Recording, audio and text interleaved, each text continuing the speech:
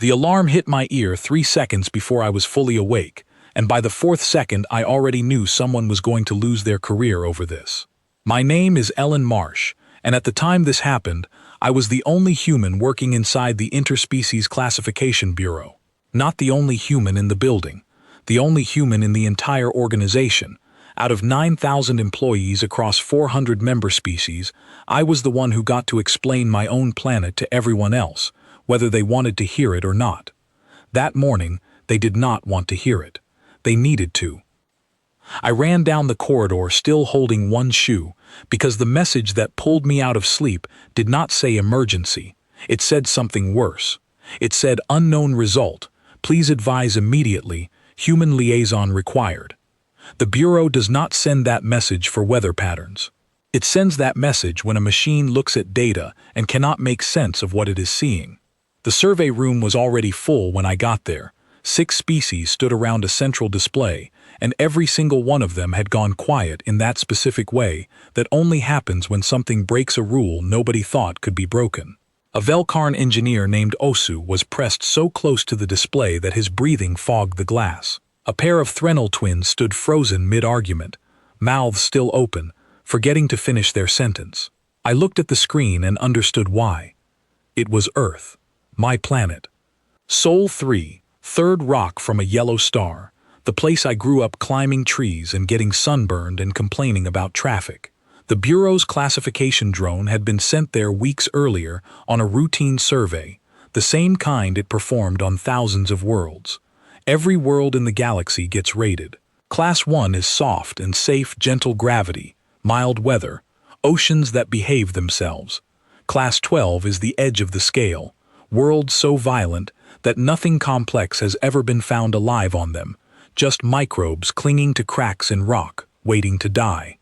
There had never been a Class 13, not once, not ever, in the entire history of the Bureau's scale. The drone's screen was still open on my planet's file, and where the classification number should have been, there was no number at all. Just 3 lines of text, sitting there, refusing to resolve. Unable to classify. Recommend biological command review. Question flagged for organic interpretation. Osu turned to me, his 4 eyes doing the thing they always did when he was afraid, which was to stop blinking entirely. Ellen, he said, voice tight, your planet broke the machine. I did not laugh, though part of me wanted to. I leaned over the console instead and pulled up the raw survey log, the actual field notes the drone had recorded, before it gave up trying to summarize them. The first line stopped me cold, even though I already knew my own planet's history better than anyone in that room. Species Homo sapiens. Population approximately 8 billion. Historical population events include no fewer than 5 confirmed extinction-level impacts prior to species emergence. Post-emergence, subject species experienced ice ages, supervolcanic eruptions, continental-scale plagues, and repeated near-total ecological collapse. Below that line was the part that had actually broken the drone's classification logic. Not a number, a question. Machine-generated, but written almost like it was asking me personally. Why is everything on this planet still alive after trying to kill everything else? Nobody in that room understood the question the way I did. To them, it sounded like a malfunction. To me, it sounded like the drone had simply looked at Earth honestly for the first time, without a model to protect it from what it was seeing. A Velkarn supervisor named Doran arrived a few minutes later, older, calmer, the kind of person who had seen strange readings before and assumed there was always a simple explanation. He asked me directly, in front of everyone, whether my planet had ever been hit by an asteroid. I told him yes. Several times. The most famous one ended the age of giant reptiles, about 66 million years before my own species existed. There had been others before that too, smaller but still bad enough to erase most complex life each time. He asked how many mass extinction events my planet had experienced in total. I said 5, confirmed, with possibly a 6th underway depending on how you counted human impact on other species, though that one worked differently since it was caused by the planet's current dominant species rather than something falling from the sky. The room went very quiet again. A Threnal analyst, still holding half a sentence from earlier, finally spoke. Her voice came out smaller than I expected from someone who usually filled a room with opinions. "And your species," she said slowly, "was present for how many of those?" "None," I said. "We came after the fifth one. Our ancestors evolved because that extinction cleared space for small mammals to grow into something bigger." Osu's 4 eyes blinked at last, all at once, like his brain had rebooted. "So your entire species," he said, "exists because a disaster wiped out almost everything else first." "Yes," I said, "and you are not currently in mourning." I almost smiled, but I caught myself, because I could tell this was not a joke to him. It was an honest question, asked with real concern, the same tone someone might use if they thought you were hiding an injury. "No," I said. "It happened a long time before us. It's just history to us now." Doran, the supervisor, tapped the display again, scrolling further down the log. His fingers slowed as he read, and I watched something shift in his posture, the careful stillness of someone trying not to show that they were unsettled. "There is more," he said. "Ice ages, plural, several according to this record, each one lasting far longer than a single lifetime of your species." "That's right," I said. "The most recent one ended around 11,000 years ago, give or take. Before that, they came and went for a very long stretch of our history. And your species survived through each one." "We adapted," I said. "We built shelter, learned to control fire, changed how we hunted and gathered food, moved to different regions when the old ones became too harsh." "You did not simply survive the disaster," Doran said, almost to himself. "You changed yourselves around it, again and again, and kept going afterward as though it were expected."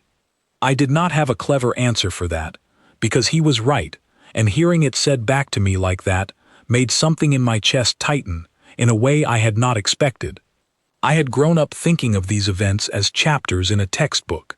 Standing in that room, watching 5 different species stare at the same information like it terrified them, I understood for the first time that my planet's story was not ordinary anywhere else.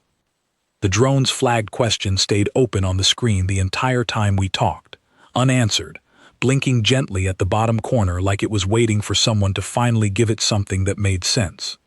Why is everything on this planet still alive after trying to kill everything else? Doran finally straightened up and looked at me directly, in the formal way Velkarn use when they want a statement recorded rather than a casual answer. "Ellen Marsh," he said, "I need to file an official review request, and I need your input as biological liaison, because our system does not have a category for what your planet is." "I understand," I said. "No," he said, gently but firmly. "I do not think you do. Every classification we have ever created assumes a simple relationship. The harder a world tries to end its inhabitants, the fewer inhabitants remain, and the weaker those inhabitants become over time. Your planet appears to have produced the opposite result. The harder it tried, the stronger and more capable your species became." I looked back at the screen, at that unanswered question sitting quietly at the bottom, and for the first time since the alarm had woken me, I felt something that was not amusement and was not pride. It was the beginning of understanding just how differently the rest of the galaxy saw my home, and how much explaining I was about to have to do. Osu broke the silence this time, his voice lower than before, almost careful. "Is this common," he asked, "among your kind? Do all of you know these events happened, the way you know your own name?" "Every schoolchild learns it," I said. "It's part of growing up. You learn about the ice ages and the asteroid and the plagues, the same way you learn where rivers are or how plants grow." "You teach your children," Threnal analyst said slowly, "that their species has already survived total collapse more than once, and you present this as ordinary lesson material." "I suppose we do," I said. Doran exhaled, a long sound I had never heard a Velkarn make before, something between disbelief and quiet dread. "Then I think," he said, "we finally understand why the drone could not produce a number. It was built to measure fear. Your planet does not produce fear in its own inhabitants. It produces habit. Nobody spoke after that for a long moment. The display kept glowing, the drone's simple, honest question still sitting unanswered at the bottom of the screen, and I stood there in that quiet room full of nervous, careful, deeply unsettled colleagues, realizing that this was only the very beginning of the conversation the rest of the galaxy was about to have about my species, and that I would be the one standing in the middle of it, trying to explain something I had never once thought was unusual until that exact moment. The first time an alien delegation actually met a group of humans in person, it was supposed to be a simple trade meeting. It became something else entirely within the first 10 minutes, and I was standing close enough to watch it happen. This was almost a year before the classification drone incident, back when the Concorde still believed they understood exactly what kind of species they were dealing with. Their models had already flagged Earth as dangerous, based on early orbital scans of our history, our fossil record, our climate data. But dangerous to them meant something very specific. It meant fragile survivors clinging to a hostile rock, hiding in shelters, permanently traumatized by disaster, waiting quietly for the next catastrophe to finish the job. They expected to meet frightened primitives. What they got instead was a delegation of engineers, farmers, and one very tired translator named Nadia Okafor, all of whom treated the meeting like any other Tuesday afternoon. I remember watching the Concorde shuttle land in an open field outside a small research town, the grass flattening under the pressure of its engines, and thinking how strange it was that none of the humans in the welcoming crowd looked nervous. Children from a nearby school had been let out early to watch, and instead of running, they pressed against the fence, pointing and asking their teachers what kind of fuel the shuttle used. The Concorde delegation stepped out slowly, cautiously, the way you might approach an animal you were not sure was safe. Their lead diplomat was a tall, pale-skinned being named Vel, from a species that valued careful movement and long pauses before speaking. He had clearly been briefed to expect fear, maybe hostility, possibly a population still shaken from whatever disaster his data suggested we had barely survived. Instead, the first thing that happened was that a farmer named Colin Ashworth walked straight up to him, shook his strange three-fingered hand without hesitation, and asked whether the shuttle's landing gear had damaged his wheat field because he would need to replant if so. Vel did not answer right away. I watched him glance at his own advisors, as if checking whether this was some kind of test. "Your planet," Vel said carefully, through the translator, "recently experienced significant agricultural loss, according to our atmospheric readings. We detected drought conditions across 3 continents within the past decade." "Yeah," Colin said, wiping his hands on his trousers. "Bad one too. Lost half my usual yield, 2 years running. Switched to a hardier grain this season. Seems to be working out." Vel blinked, slowly, the way his species did when processing something unexpected. "You experienced this loss," he said, "and your response was to change your crop. What else would we do?" Colin asked, genuinely puzzled by the question. I saw it then, that same flicker of confusion I would later see so many times over the following months, the look of someone whose entire framework for understanding a species had just failed its first real test.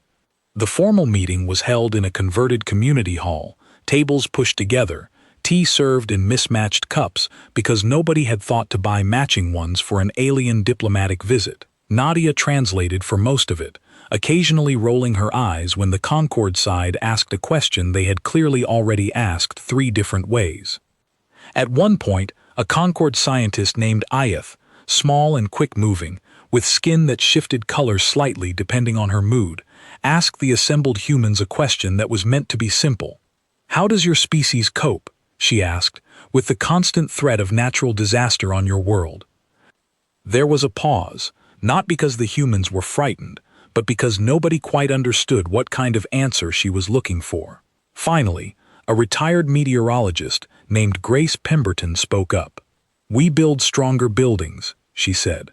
"We track storms early, so people can get somewhere safe. We rebuild afterward. It's not really that complicated." "But the fear," Ayeth pressed. How do you manage the fear of knowing your world can end your existence at any moment? Grace looked at her for a long moment, clearly trying to figure out if this was a trick question. I suppose we don't spend much time thinking about it that way, she said. You get a warning, you take shelter, and afterward you clean up and carry on. Worrying about it constantly wouldn't get the fences fixed any faster. Ayath's skin shifted a shade darker. Something I would later learn was a stress response in her species. She turned to Vel and said something quietly in their own language before switching back. Your species discusses catastrophic loss, she said, the way ours discusses weather delays. Isn't that what it is? Colin asked, genuinely confused. Just weather, mostly. Sometimes it's a bit worse than usual. I remember standing near the back of that hall, arms crossed, trying not to laugh at how completely the two sides were talking past each other. To the humans in that room, disasters were simply part of living on a planet that occasionally misbehaved. To the Concord delegation, every single disaster we described sounded like a civilization-ending event, and the fact that we shrugged it off afterward and moved on was more disturbing to them than the disaster itself. The meeting continued for another 2 hours, and small strange moments kept piling up, each one chipping away at whatever careful model the Concord had built about us before arriving. At one point, a Concord logistics officer named Terrell asked how humans handled evacuation during large-scale flooding events, expecting to hear about permanent resettlement, abandoned cities, populations too traumatized to return. A civil engineer named Priya Malhotra answered instead with a detailed, cheerful explanation of levee construction, temporary housing programs, and a joke about how her cousin had rebuilt his restaurant 3 separate times after river flooding, each time adding a slightly better drainage system so the next flood would cause less damage. Terrell asked whether her cousin still lived in that region. Of course, Priya said. Best fish market in the country. Why would he leave? I watched the Concord side exchange another one of those quiet, uneasy glances. It happened so often that afternoon that I started keeping a mental count, though I stopped somewhere around a dozen. Later that evening, after the formal meeting ended and the delegation retreated to their shuttle to prepare their report, Vel asked to speak with me privately. I was the closest thing to an official liaison at that point, mostly because I happened to work in xenobiology and had been assigned to help coordinate the visit. We stood outside near the edge of the field, the shuttle's lights casting long shadows across the flattened grass. Vel was quiet for a while before he finally spoke, his voice lower than it had been during the meeting, almost hesitant. Ellen, he said, I need to ask you something, and I would like an honest answer rather than a polite one. Go ahead, I said. How many of your people, he asked slowly, have died in events like the ones we discussed today? Not historically, within living memory, within your own lifetime. I thought about it honestly before answering, because I did not want to give him a number that meant nothing without context. Millions over the course of my life, I said. Storms, floods, earthquakes, disease outbreaks, droughts leading to famine in some regions. It adds up to a lot, spread across the whole planet and many years. Vel was quiet again, longer this time. And your species continues expanding, he said. Building more cities, having more children, moving into new regions, even the ones that experienced these losses most recently. Yes, I said. Why? He asked, and there was something almost pleading in the question, like he genuinely needed an answer that made sense to him. Why would a species continue exposing itself to repeated, confirmed, unavoidable loss, rather than retreating to safety and remaining there? I thought about how to explain something that had never needed explaining before, not to another human, and certainly not out loud like this. Because staying still doesn't actually make you safer, I said finally. It just makes you smaller. Every place has some kind of risk. We'd rather live somewhere with a risk we understand and can prepare for than shrink down to nothing trying to avoid every possible danger. Vel looked at me for a long moment, his pale eyes catching the shuttle lights. That is not a survival strategy our models account for, he said quietly. We assume a species retreats from danger permanently once the danger becomes known. Your species appears to study the danger, adjust, and then move directly back toward it. I suppose we do, I said. He nodded slowly, though I could tell the gesture did not carry the comfort it usually might have. It looked more like someone forcing themselves to accept information they were not ready to hold. I will need to revise my initial report, he said, significantly.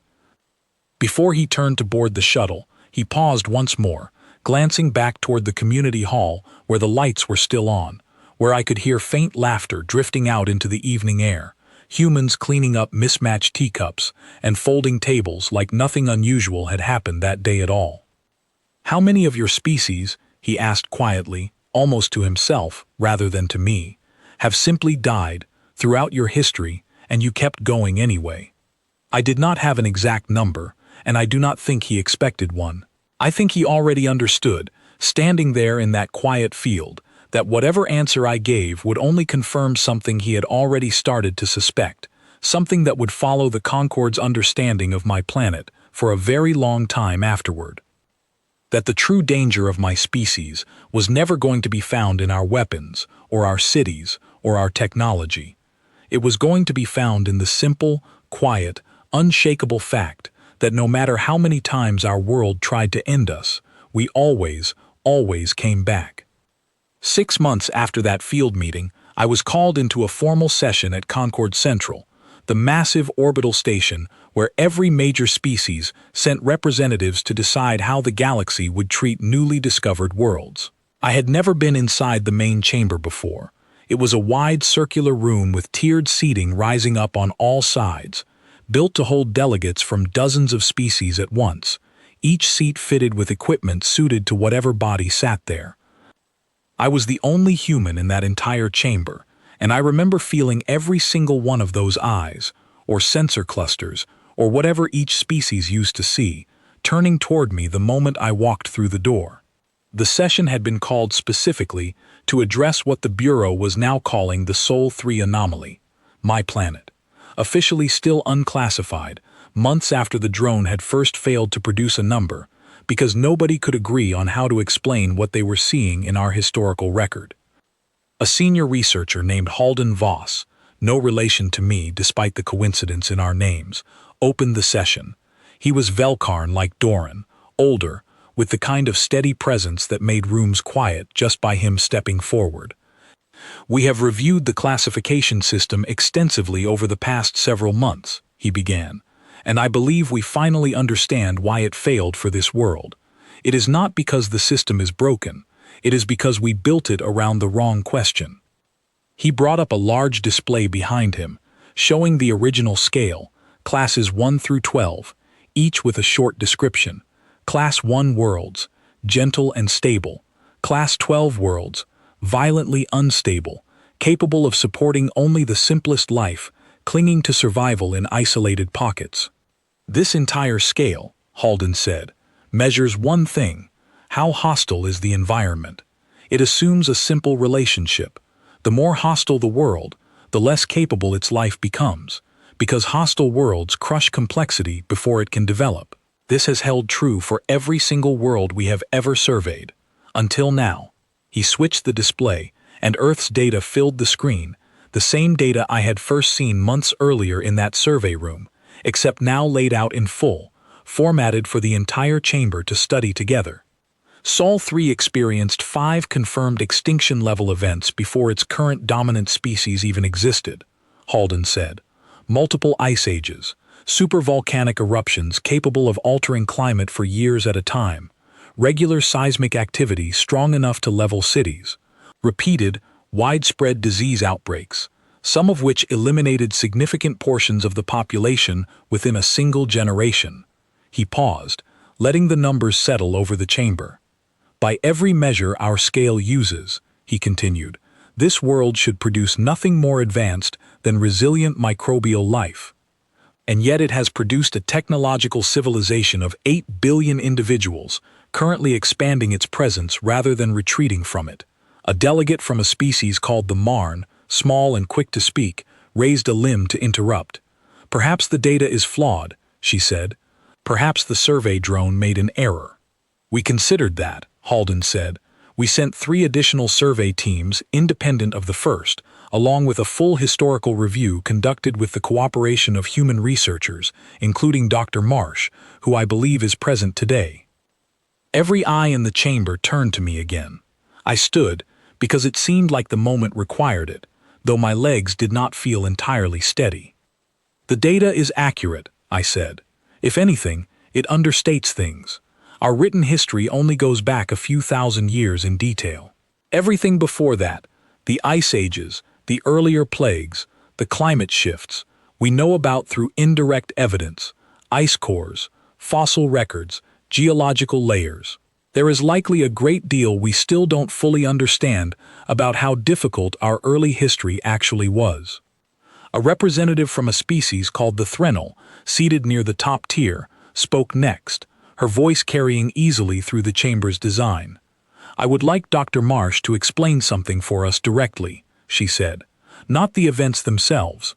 We have already reviewed those. I want to understand how your species discusses them among yourselves. What is the emotional relationship your people have with this history? I thought about how to answer that honestly, standing in a room full of representatives from worlds that had never faced anything close to what mine had. We study it, I said. It's taught in schools, starting when children are quite young. We build monuments to remember difficult periods. We write books, make documentaries, hold memorial days for significant losses, but we don't treat it as an open wound. It's treated as part of our shared story, something that shaped who we became, rather than something we are still recovering from. Even the more recent events, the Threnal representative pressed, within living memory. Even those, I said. People carry personal grief for what happened to their own families, of course. That's natural, and it doesn't go away easily. But as a species, collectively, we don't stay frozen by it. We rebuild, we adjust our systems to prevent it from happening the same way again, and we continue. Halden stepped back in at that point, bringing up a new section of the display. This one focused on more recent history, rather than ancient geological events. This is the part that troubled our analysis most, he said. Species facing repeated large-scale threats typically show one of 2 patterns. Either they retreat into extremely conservative, risk-averse behavior, minimizing expansion to reduce future exposure, or they collapse entirely, unable to sustain population and infrastructure through repeated blows. He highlighted a section of data showing human population trends over the past several centuries, a line that dipped sharply at several points, matching famous outbreaks and conflicts and disasters I recognized immediately, before climbing steadily upward again each time, eventually surpassing its previous peak. Sol 3 shows neither pattern, Halden said. Population dips following each major event, sometimes severely, but recovery is rapid, and it is consistently followed by expansion beyond the previous level, along with measurable technological advancement during the recovery period itself. A murmur passed through the chamber, the kind of low sound many different species make when processing something uncomfortable together. In simpler terms, Halden continued, this species does not merely survive its disasters. It appears to use them as a forcing function for growth. Difficult periods in Sol 3's history correlate directly with periods of significant advancement immediately afterward, as though the population responds to hardship by rapidly improving the systems that failed them. A younger delegate near the front of the chamber, from a species I did not recognize, asked the question that seemed to be sitting on everyone's mind. Why would evolution favor this, he asked, rather than simple caution? Every other successful species we have studied favors risk avoidance as a survival strategy. Why would this one favor the opposite? I answered that one myself, before Halden could, because I felt like I finally understood something worth saying clearly. I don't think it's that we favor risk, I said. I think our history simply never gave caution the chance to become the dominant strategy. Every time a group of our ancestors tried pure retreat, staying isolated, avoiding change, avoiding new territory, they eventually got caught by something anyway, because the planet doesn't offer permanent safety anywhere. The ones who kept adapting, kept moving, kept rebuilding better each time, were the ones whose descendants are sitting in front of you today. It's not that we chose this path deliberately, it's that our planet only left this path open. Quite. The chamber went quiet after that, the kind of quiet that feels heavier than noise. Halden nodded slowly, and for the first time since the session began, his voice softened slightly. "This is why the scale failed for your world," he said. "We built our classification system, assuming environment shapes population downward under pressure. Sol 3 demonstrates a different relationship entirely. Its environment appears to shape population upward under pressure, provided the population survives the initial event.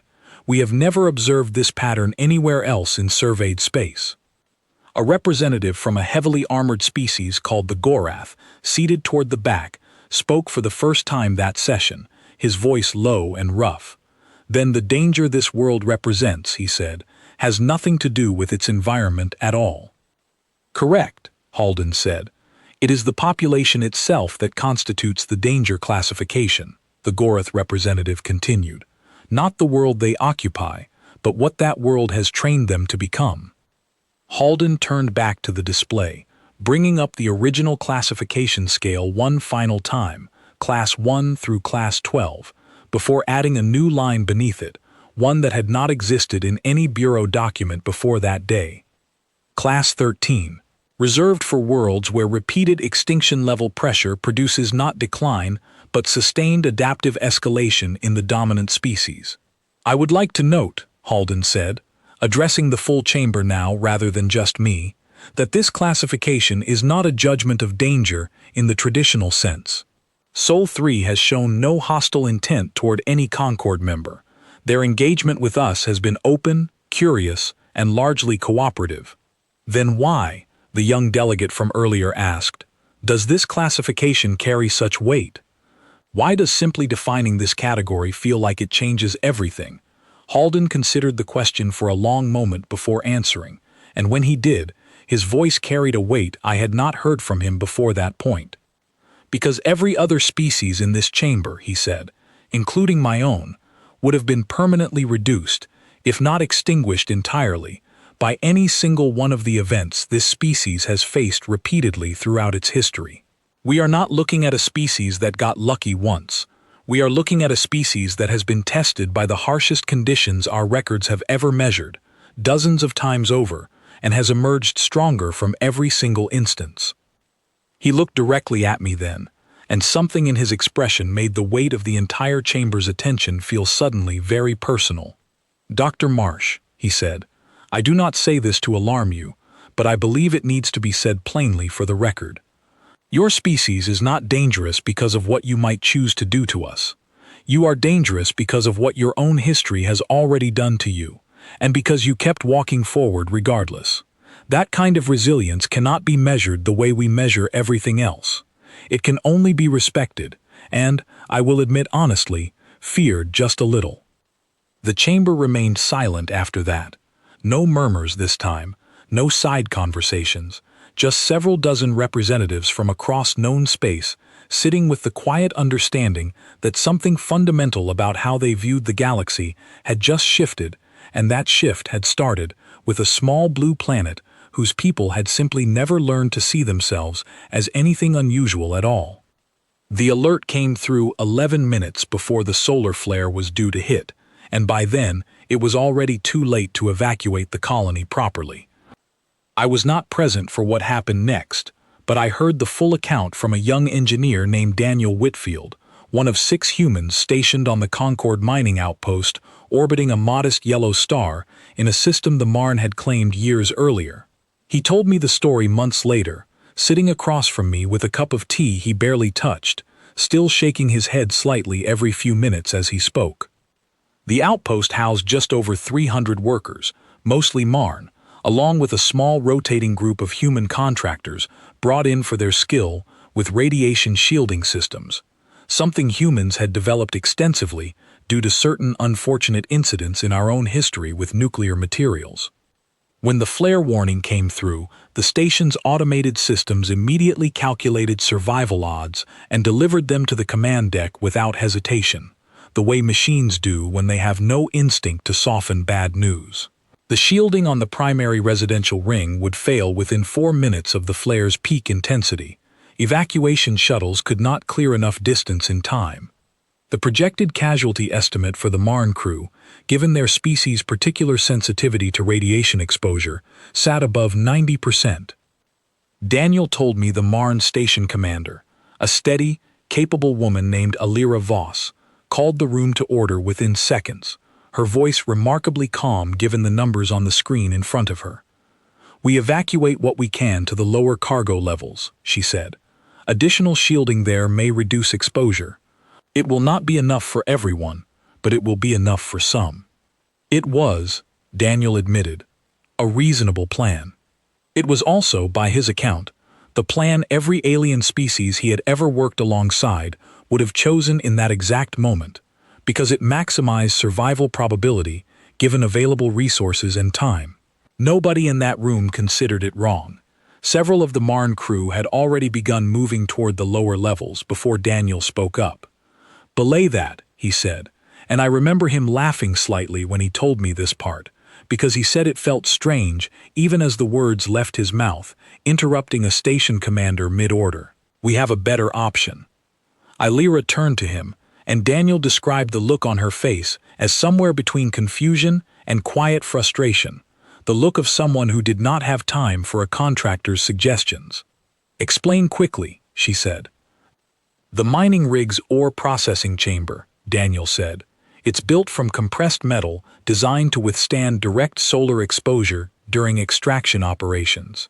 It's rated for far higher radiation tolerance than anything in the residential ring.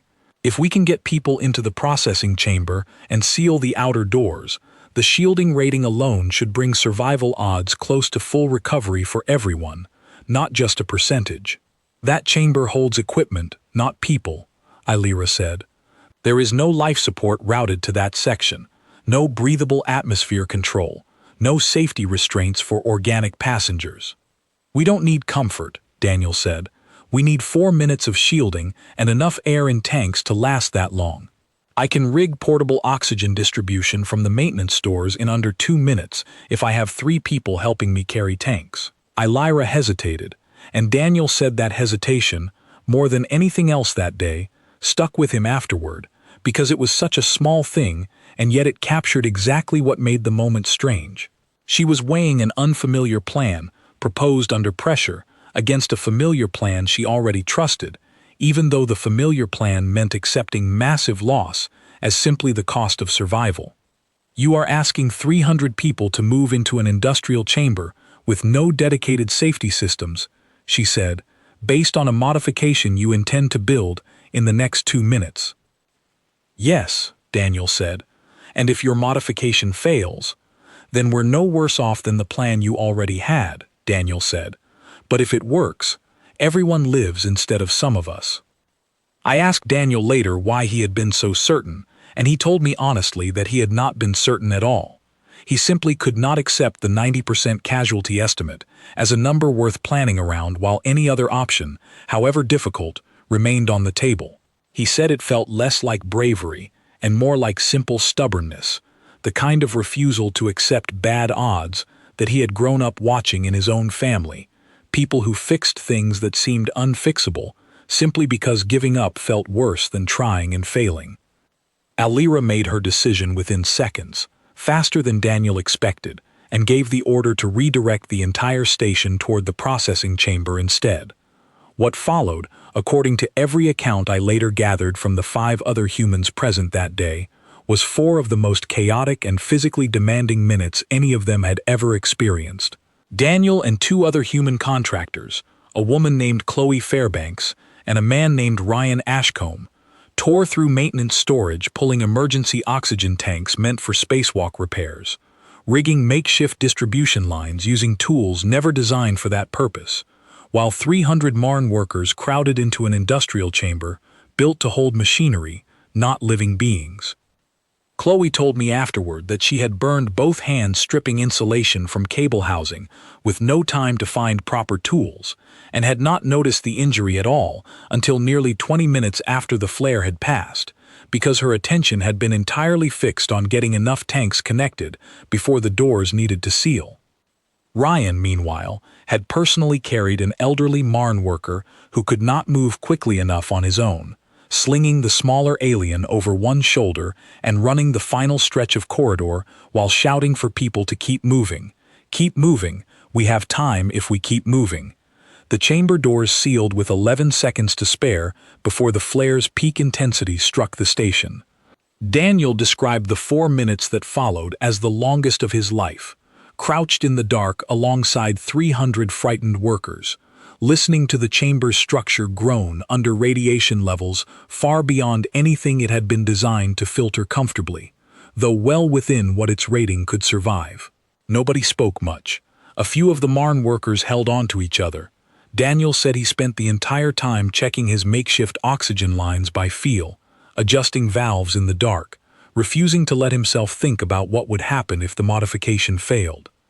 When the all-clear signal finally came through, and the chamber doors opened again, the station's automated systems confirmed something that made even the calmest crew members go silent with disbelief. Survivor count, 304. Full crew accounted for.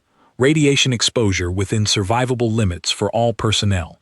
Illyra found Daniel afterward, sitting against a cargo crate with his hands still shaking slightly from adrenaline, and she simply stood there for a long moment before speaking. "You saved every person on this station," she said, "using equipment meant for extracting ore, and a plan you built in less than 2 minutes, under direct threat to your own life." "We had 4 minutes," Daniel said, "seemed like enough time to try." "The original plan," Illyra said quietly, "would have resulted in the loss of nearly the entire crew. That outcome was considered acceptable by every protocol I have ever been trained under, because it was the highest survival number our standard procedures could guarantee under the circumstances." "It wasn't good enough," Daniel said simply. "Not when there was still time to do better." Illyra studied him for a long moment, and Daniel told me later that something in her expression shifted in a way he could not fully describe, something between gratitude and a kind of unease he had seen before on alien faces. The same unease Vel had shown me back in that field, the same unease that had filled the classification chamber during that long session with Halden. "You did not treat this as an extraordinary act," she said. "You treated it as the obvious choice. Wasn't it?" Daniel asked. Illyra did not answer that question directly. Instead, she filed an official station report later that day, one that Daniel showed me a copy of months afterward, because a portion of it had been forwarded to the Bureau alongside the ongoing classification review for Earth. The report was formal, precise, exactly what you would expect from a careful station commander. But near the end, in a section clearly written in her own voice, rather than standard procedural language, she had added a note that stayed with me long after I first read it. The human crew members present during this incident did not treat the crisis as exceptional. Their response time, willingness to accept personal physical risk, and immediate rejection of an acceptable loss outcome in favor of a full survival outcome occurred without hesitation or internal debate. This behavior aligns with patterns previously identified in the ongoing Sol 3 classification review. I recommend this incident be added as supporting evidence. These individuals did not act as heroes acting outside their nature. They acted as though this behavior was simply expected of them, by themselves, at all times. Daniel told me he read that final line several times when Illyra first showed it to him, and he still was not entirely sure what to make of it. Months later, sitting across from me with his tea gone cold. "I don't feel like I did anything special," he said. "I just didn't feel like accepting the numbers we were given. It seemed like there was still time to try something better, so we tried it." I thought about that for a long time after our conversation ended, about how simply that sentence captured something so many of the aliens I had worked alongside seemed to find almost impossible to fully absorb. It was not that humans lacked fear in moments like that. Daniel had been afraid the entire time, by his own admission, hands shaking, mind racing, uncertain whether his makeshift plan would actually hold. What set the moment apart was not the absence of fear, It was the simple, immediate refusal to let acceptable losses stand in for actual solutions, while any possibility of doing better still remained on the table. Somewhere in the long chain of ice ages and asteroid impacts and plagues that had shaped my species long before any of us existed to remember them, that particular instinct had been carved into us so deeply that people like Daniel no longer even recognized it as unusual. To him, it was simply what you did when the clock was still running and people were still counting on you. To everyone else watching, it looked like something closer to the beginning of a new kind of legend, one the rest of the galaxy was only just beginning to understand how to tell. A year after the flare incident, I stood outside the main chamber at Concord Central again, waiting for a vote that would decide how the rest of the galaxy would officially describe my entire species, and my hands would not stop shaking, even though this time nothing about my own survival was at stake. The session had been called to finalize what Halden Voss and his team had spent nearly 2 years preparing, ever since that first broken drone report landed in the survey room and started the whole strange chain of events that brought me here. Every piece of evidence had been gathered by now, the historical record of Earth's repeated near-total collapses. The first contact reports describing farmers and engineers who treated catastrophe as routine conversation. Lyra's station report from the flare incident, along with 2 other similar incidents that had occurred in the months since, each one involving small groups of humans refusing to accept calculated losses when any other option remained available. I was allowed into the chamber this time, not just as a witness, but as an official voice representing my species for the final vote. Doran met me at the entrance, older now, though it had only been a little over a year, his expression harder to read than it used to be. "Nervous?" he asked. "Terrified," I admitted. "Is that strange to hear, given everything we've been discussing?" He allowed himself something close to a smile. "I would say it is rather fitting," he said.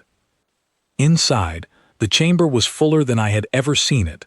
Delegates from species I had never even encountered before crowded into the higher tiers, drawn by the significance of what was about to happen. A classification decision of this scale had never occurred in Bureau history. An entirely new category, built specifically because no existing category could contain what my planet had produced. Halden opened the session much as he had the first time, calm, measured, though I could hear something different in his voice now, something closer to conviction than curiosity. "We have spent close to 2 years attempting to understand Sol 3, he said, addressing the full chamber. "We have reviewed geological records spanning hundreds of millions of years. We have studied direct behavioral evidence gathered during first contact and subsequent cooperative engagement. We have examined incident reports describing human behavior under extreme crisis conditions, verified independently by multiple non-human witnesses." He paused, letting his gaze sweep across the tiered seating before continuing. "Every piece of evidence points toward the same conclusion. This is not a species that endures hardship reluctantly, the way most surviving populations do. This is a species that has been shaped, generation after generation, disaster after disaster, into something that treats extreme adversity as an expected and manageable part of existence, rather than an exception to be feared and avoided."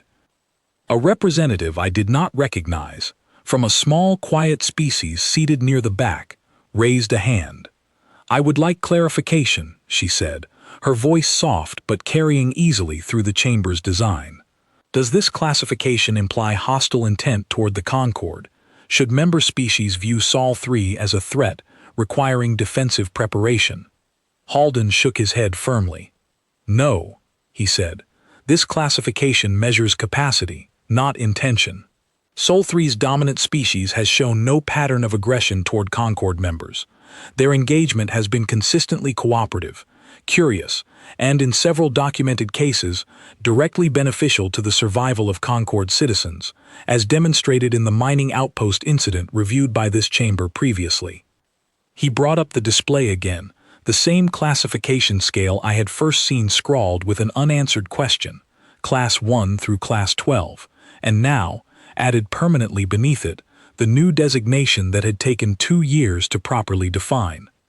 Class 13, a world whose repeated exposure to extinction-level pressure has produced not decline in its dominant species, but sustained escalation in resilience, adaptability, and cooperative capacity under extreme conditions, currently observed in a single confirmed instance. Sol 3, Dominant Species Homo sapiens. This classification is not a warning label, Halden said, his voice carrying clearly through the chamber. It is closer to a recognition. We are recording, for the first time in Bureau history, a species whose difficult origin did not weaken them, but appears to have permanently strengthened their baseline response to crisis, in ways our existing models never anticipated needing to measure. The vote that followed was near unanimous, and I remember sitting there watching the results tally across the display, feeling something complicated settle over me. Pride and unease tangled together in a way I had not expected. Afterward, delegates from a dozen different species approached me in small groups, asking careful, curious questions, some of them clearly still nervous around me despite months of cooperative work between our peoples. A Gorath representative, the same rough-voiced delegate from that first session, approached last, waiting until the crowd around me thinned before speaking. "Dr. Marsh," he said, "I wish to ask you something plainly, and I hope you will answer just as plainly in return." "Of course," I said. "Are you afraid of what your own species is capable of?" he asked. "Now that this classification exists, now that the entire galaxy understands what your history has made you into, do you fear that understanding?" I thought about the question carefully before answering, because it deserved an honest response rather than a quick one. "I think I understand now why it frightens other species," I said. "For a long time, I didn't. It was just my history, ordinary and familiar, the same way your history is ordinary and familiar to you. But standing here, listening to how differently everyone else sees it, I understand that what looks like simple resilience to us looks like something almost impossible to everyone else. That does not answer whether you fear it," he said. "No," I admitted. "I don't fear it. I think what my species carries isn't something to be afraid of. It's something we didn't choose, exactly, but something we've learned to use carefully. We've made mistakes with it before, plenty of them, throughout our own history. But mostly, when it matters most, it shows up as people like Daniel Whitfield, refusing to accept an acceptable loss when a better outcome is still within reach." Honquait. The Gorath representative considered this for a long moment, his expression difficult to read behind features so different from my own. "Perhaps that is the safest possible answer," he said finally. "A species that recognizes its own capacity clearly, without either denying it or treating it as something to be used carelessly, may be exactly the kind of neighbor the rest of us need, rather than the kind we should fear." He left shortly after that, and I stood alone for a while in the emptying chamber, watching the new classification still glowing on the main display, the culmination of 2 years of careful, uneasy study into something my own species had never once thought needed studying at all. Months later, back on the station where I still worked as liaison, a young Threnal cadet approached me during a quiet afternoon shift, clearly nervous, the way new recruits often are around the one human working among an otherwise entirely alien staff. She was younger than most of the delegates I usually dealt with, still early in her training, assigned temporarily to observe bureau operations as part of her education. She hesitated for a moment, before finally working up the courage to ask the question I imagined she had been holding on to since she first arrived. "Dr. Marsh," she said, "may I ask you something? Something I've been wanting to understand since I began my training here." "Go ahead," I said. "Everyone talks about Class 13 worlds now," she said. "It's part of our basic curriculum, the way your history taught you about extinction events, I imagine. But nobody has ever explained it to me the way I think you could, so I wanted to ask you directly, what is the truth about Class 13 worlds? The real truth, not the version written in our training documents." I thought about that question for a long moment, turning it over carefully, remembering everything that had led to that new line on the classification scale, the broken drone report, the confused farmers and engineers who never once thought their own history was unusual, The long session in that circular chamber, where an entire species finally admitted they didn't know how to measure something as simple and as complicated as ordinary human stubbornness. The truth, I said finally, isn't that worlds like mine are dangerous because of what we might choose to do to anyone else. It isn't about weapons or power or ambition. Every disaster my planet has ever produced tried its hardest to end us completely, more times than we can even fully count, and every single time, enough of us made it through to keep going. Not because we were chosen for something special, just because the ones who gave up simply weren't around anymore to pass anything forward, and the ones who kept adapting were. So, the cadet listened carefully, her expression thoughtful in a way that reminded me, briefly, of how nervous everyone had once been simply standing near me during those early months. So the real truth, she said slowly, working it through out loud, is not that your planet made you strong on purpose. It's that your planet only ever left room for the ones who refused to stop. That's most of it, I said. The rest of it is simpler than people expect. We're not the monsters everyone quietly worried we might turn out to be. We're just what happens after 10,000 generations of losing, again and again, and somehow still being here afterward to answer a question like the one you just asked me. She was quiet for a while after that, processing it the way I had once watched Vel process it in that empty field, the way Doran had processed it standing over a broken drone report, the way an entire chamber full of careful, curious species had slowly come to understand something my own people had simply never thought to question about ourselves. "I don't think I'm afraid of your species anymore," she said finally. "Not the way I think I was supposed to be, based on what everyone told me before I arrived here." "What are you now, then?" I asked, genuinely curious.